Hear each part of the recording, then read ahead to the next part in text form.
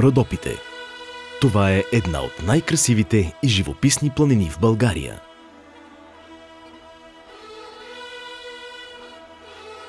Тучни поляни, меки като персийски килими на фона на тъмнозелени иглолистни гори, се редуват с чудатите форми на стръмни склонове. Там някъде расте и родопският силивряк. Това цвете, чието латинско име е Хаберлея родопензис, е познато още като безсмъртното Орфеево цвете. През годините то се превръща в символ на българския дух заради уникалната си способност да се хербаризира естествено за доста продължителни периоди от време и след това да се съживява при наличието на подходящи условия.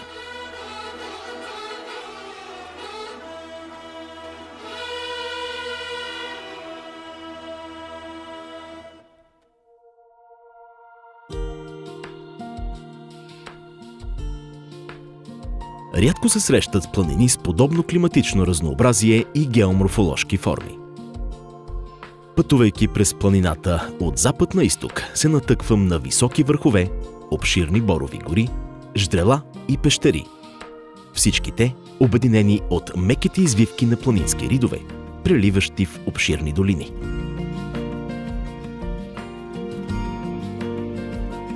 Тук, далеч от динамичния градски стрес, се натъквам на хора, практикуващи релаксация, които се възползват от енергията на планината, заобиколени от тишина, спокойствие и магически гледки.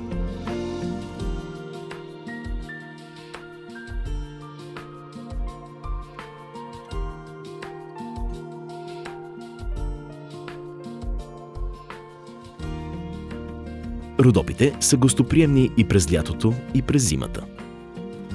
В един от най-известните ски курорти в Родопите, Пампорово, са регистрирани 80 слънчеви дни само през зимния сезон. Връх Снежанка е най-високият връх в Родопите. От терасата на телевизионната кула, намираща се там, мога да обхвана с поглед пълната панорама на Родопите, лежащи в краката ми. Легенда разказва, че митичният певец Орфей е роден тук. Неговите песни, омайващи и хора, и зверове, се носели над планината. Тук все още могат да се чуят следи от тях в звученето на родопската каба гайда. Освен, че това е традиционен български музикален инструмент за този район, гайдата носи в себе си постиженията, болката и любовта на много поколения българи. Известният астрофизик Карл Сейгън дотолкова е очарован от родопската музика, че включва песента на Валя Балканска "Притурила се планината" в посланието към други цивилизации, носещо се в космоса на борда на кораба Voyager.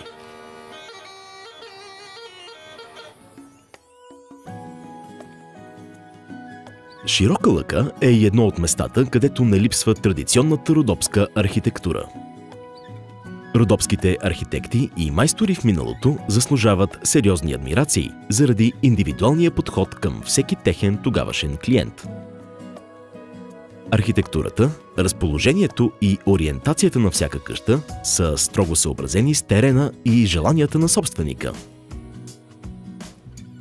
По този начин, в широка лъка си остава трудно човек да открие дори две, поне малко приличащи си къщи.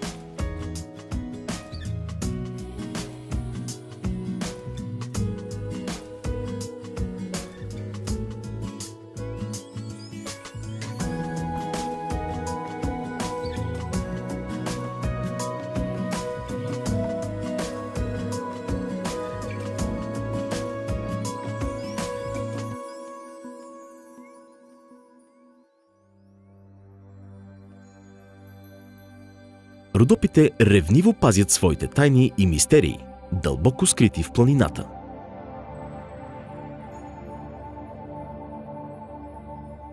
Силата на природата, заедно с тази на човешките ръце, са създали този съюз между дух и природа.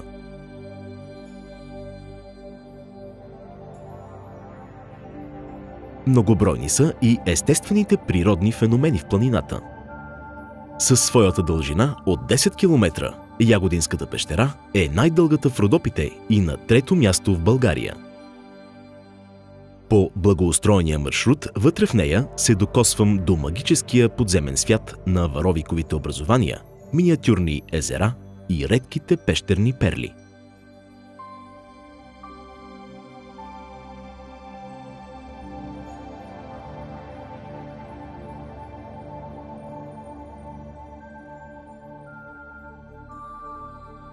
В течение на много години природата е оформила скалния феномен чудните мостове.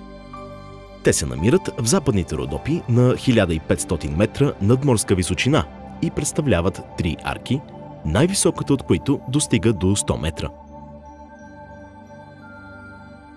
Край Смолян се намират така наречените Орфееви скали, където, според легендата, Орфей е черпил вдъхновение от невероятната гледка, разкриваща се пред него. Известните риолитни образования, наречени скалните гъби и каменната сватба, са били формирани преди милиони години от подводна вулканична дейност. Впоследствие, ветровете и дъждовете са оформили от тях причудливи образования, което е накарало хората да създадат странни легенди за тях.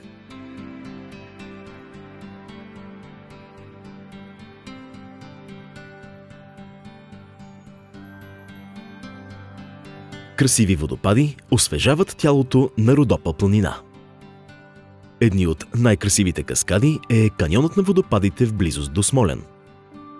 Там реката образува десетки каскади, по-големите от които наскоро бяха именувани при изграждането на екопътеката, която улесни достъпа до тях.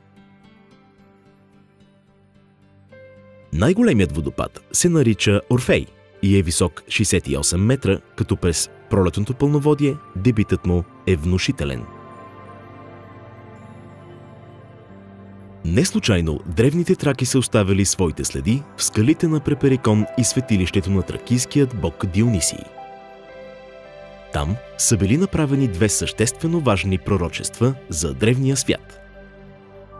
Този скален град, оцелял чак до средните векове, разкрива пред нас мистериите си стъпка по стъпка. Недалече от южната порта се намира яйцевидната гробница на върха на впечатляваща кула от дялан камък, към която води парадно стълбище.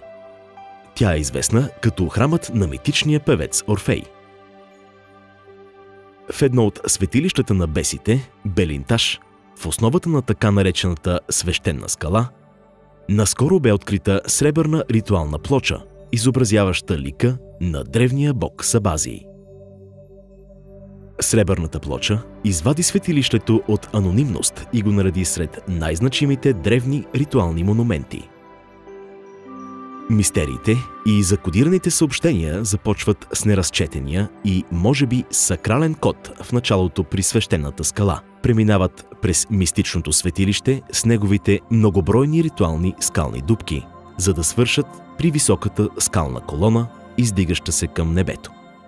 Светилището е част от така наречения свещен триъгълник – Кръстова гора, Белинташ и Караджов камък. Паранормалистите го наричат Светата Троица и често идват тук, за да презаредят своите енергии. Родопите, вече толкова познати, все още остават отворена книга, която да бъде дописвана. Нейните тайни и загадки ще продължават да бъдат разкривани. Пътувайки през нея, опиянен от красотата й, се надявам поне пред мен, че тя ще разкрие някоя от тайните си.